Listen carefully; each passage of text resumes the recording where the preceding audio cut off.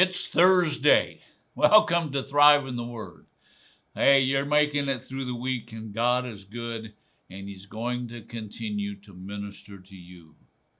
We're teaching through the book of James, and we're in the second chapter. Today, we're going to look at verses 15, 16, and 17. So hang on, because we've got some ground to cover today.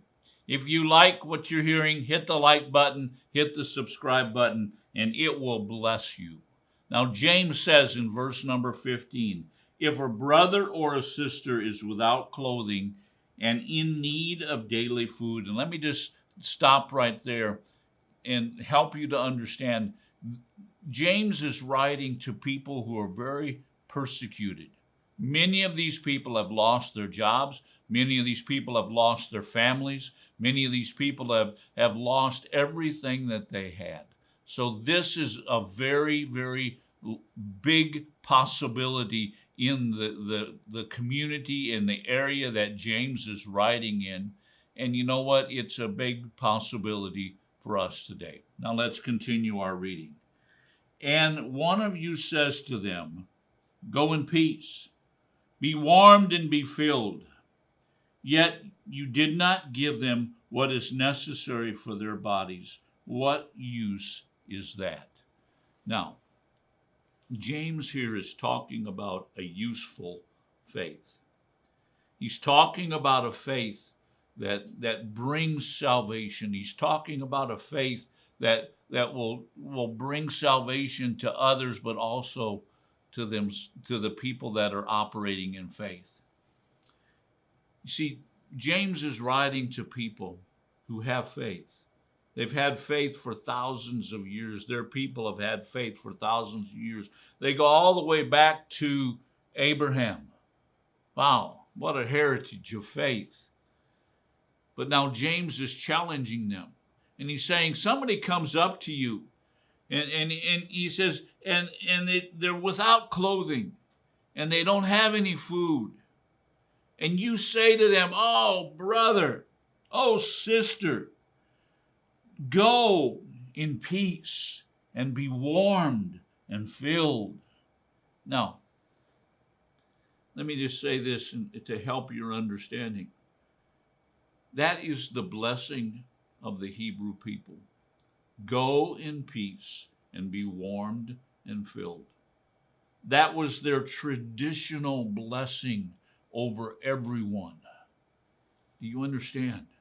What James is saying here is one of their statements of faith.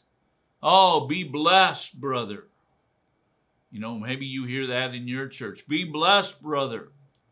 Be filled, brother. Let me speak a blessing over you. Oh, it's time for the eulogy. And the word eulogy actually means a spoken blessing or spoken good over someone. And so what James is doing is he's saying something that's a large part of their faith. Oh, be blessed, brother. But then he says, and yet you do not give them what is necessary for their body. What use is that? What use is that blessing? Now, I believe that blessings have great power.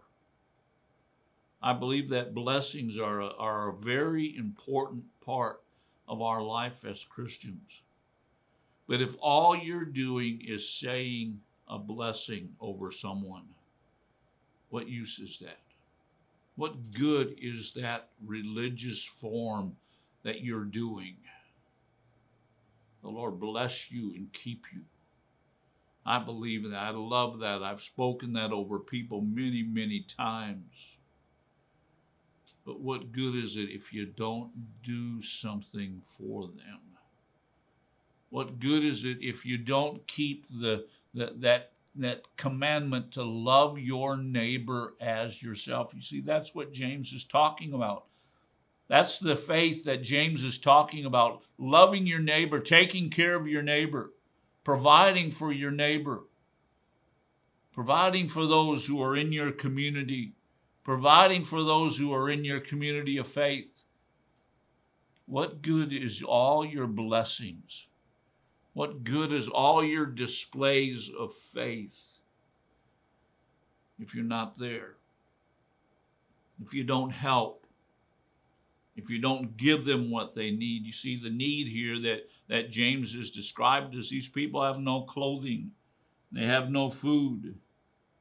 What good is it if you're not taking care of those physical needs in their bodies, in their lives?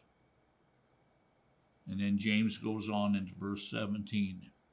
Even so, faith, if it has no works, it's dead,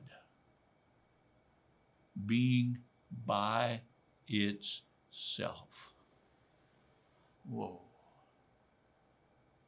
What about your faith? Does your faith have works? You see, faith alone without any works is dead. Now, James didn't say it ceased to exist. You see, we need to understand that death in the scriptures doesn't mean to cease to exist. What death here is it means that it has no proof that it's there. What about your faith? I ask you this question in this video, and I know that we're hitting something very sensitive. But what about your faith? Is your faith just something you're talking about?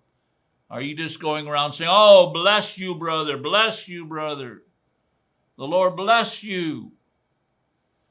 Or are you doing something about it?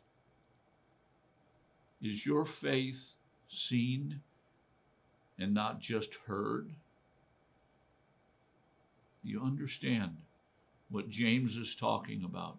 He's talking about a faith that is seen in your actions and what you're doing.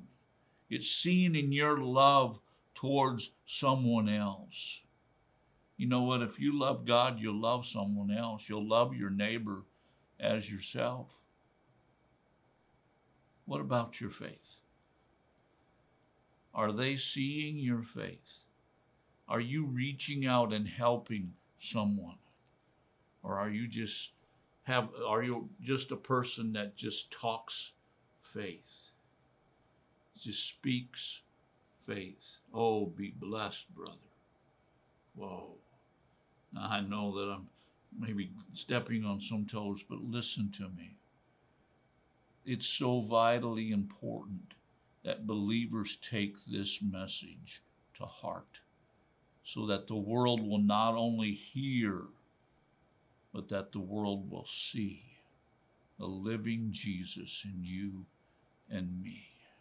God bless you. Thank you for watching.